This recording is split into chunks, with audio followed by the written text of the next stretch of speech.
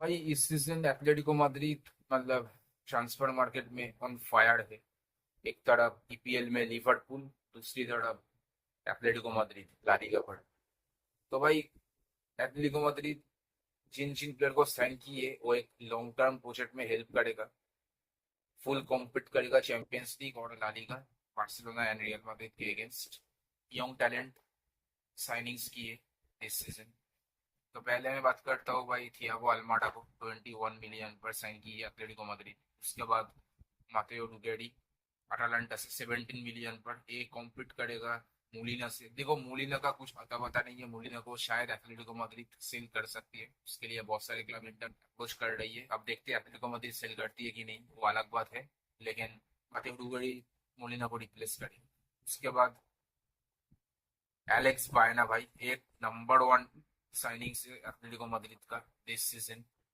क्योंकि भाई इसका जो स्टैट्स है भाई वो मतलब गजब की है। बहुत सारे प्रीमियर लीग के क्लब्स, बायर्न म्यूनिक हो गया, वो लोग new castle, Chelsea, Liverpool, Manchester city, Aston villa, Tottenham, ये सारे क्लब्स इंटरेस्ट शो कर रही है और दूसरी तरफ बायर्न म्यूनिक भी शो कर रही है।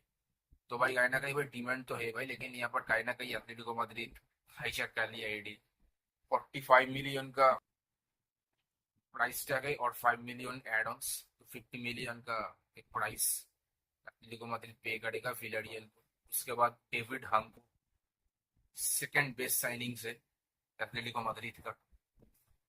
क्योंकि डेविड हांको एक बॉलर है, उसके साथ साथ भाई उसका बॉल कैरिंग एबिलिटी और डिफेंस में सॉलिडिटी तो है ही। तो कहीं ना कहीं भाई ली नॉर्मन के साथ एक बहुत ही अच्छा केमिस्ट्री होगा डेविड हम्पो को। देखो सीजन एथलेटिको माद्रिद डेविड हम्पो के लिए फेनूर गई थी, लेकिन वहां पर डील कोलैप्स हो गई। फेनूर का asking price Atletico Madrid fulfil नहीं कर पाए। सऊदी बीच में आ गया था, तो सऊदी के साथ डील ऑलमोस्ट हो ही गया समझो, वो लास्ट मोमेंट में कोलैप्स हो गया। तो एथलेटिको माद्रिद ये एडवांटेज लेकर वो साइन कर लिया, मतलब एक बेहतरीन साइनिंग है इस। उसके बाद भाई मार्क पुबिल है, मार्क पुबिल का साइन भी हो गया है, मेडिकल टेस्ट भी हो गया है, लेकिन अभी क्लब ने कॉन्फर्म नहीं की है। तो मार्क पुबिल का कुछ दिनों बाद ही हमको एक कॉन्फर्म देखने को मिलेगा, लेकिन साइन कर ली है मार्क पुबिल, एक लेफ्ट बैक। जो पाब्लो बारियस, वो पाब्लो बारियस का मुझे लगता है डिएगो सिमियोने विंग पोजीशन पर खिलाएंगे, तो उसके चलते हुए यहाँ पर मार्क पुबिल को साइनिंग की है। लेकिन देखो पहली बात तो ये है कि डिएगो सिमियोने का कोई फर्स्ट 11 टीम नहीं है, मतलब कहीं ना कहीं भाई थोड़ा इंटरचेंजेबल होंगी मैच की बेसिस पे। तो यहाँ पर एक प्रॉपर 11 नहीं है जो बाकी सारे क्लब्स में। तो ये चलते हुए मुझे लगता है ये बहुत बेहतरीन सा इनिंग्स है। कहीं ना कहीं भाई आने वाले समय में बहुत हेल्प करेगा, क्योंकि भाई सिमियोने का जो स्टाइल है और जो इंटरचेंजेबल होती है एवरी मैच में, एवरी सिंगल मैच में, तो कहीं ना कहीं भाई कंपटीशन को टक्कर देगी। उसके बाद जॉनी कार्डोसो रियल बेटिस से एथलेटिको माद्रिद साइन की है 23 मिलियन पर। शैडल हेटो भी है आयक्स से, लेकिन आयक्स बहुत अस्किंग प्राइस मांग रही है 60 मिलियन, जो कहीं ना कहीं भाई एथलेटिको माद्रिद तो पे नहीं करेगा इतना सारा अमाउंट।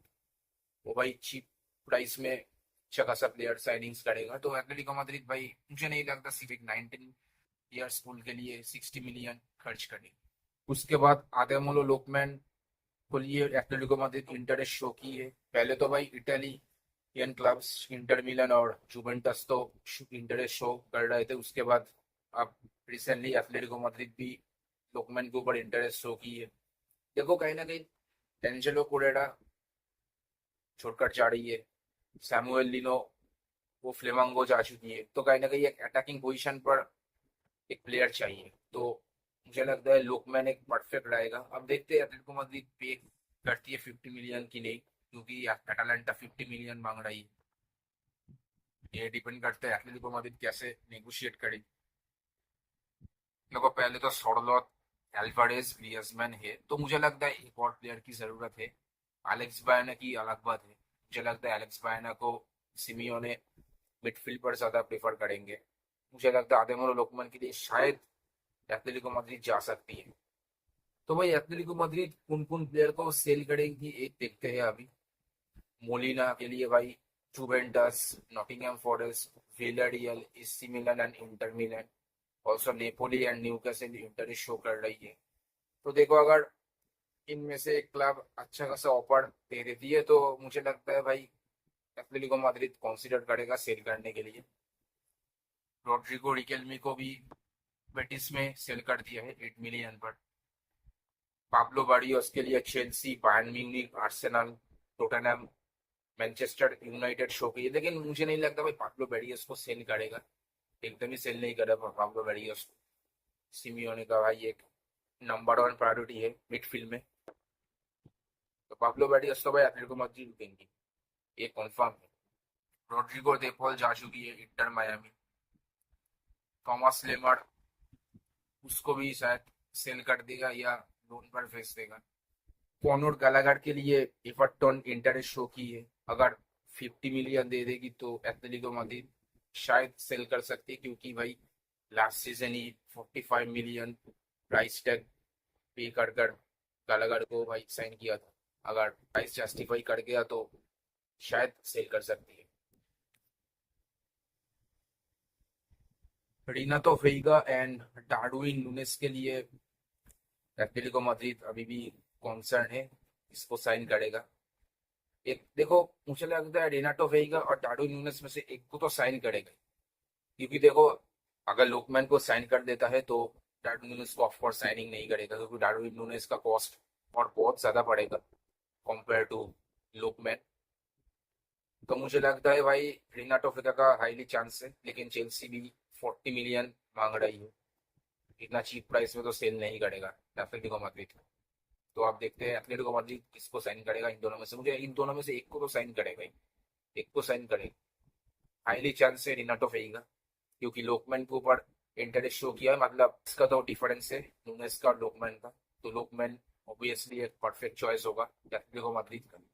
उसके बाद रिनाटो वेगा ऑटोमेटिकली इंटरेस्ट पर आ जाएगा एथलेटिको माद्रिद के लिए।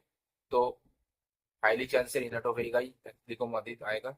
अब वो फ्यू वीक्स बाद ही पता चलेगा किसको साइन करेगा एथलेटिको माद्रिद। That's that. अगर वीडियो अच्छी लगी हो तो like share comment and subscribe करना। मिलते हैं नेक्स्ट वीडियो।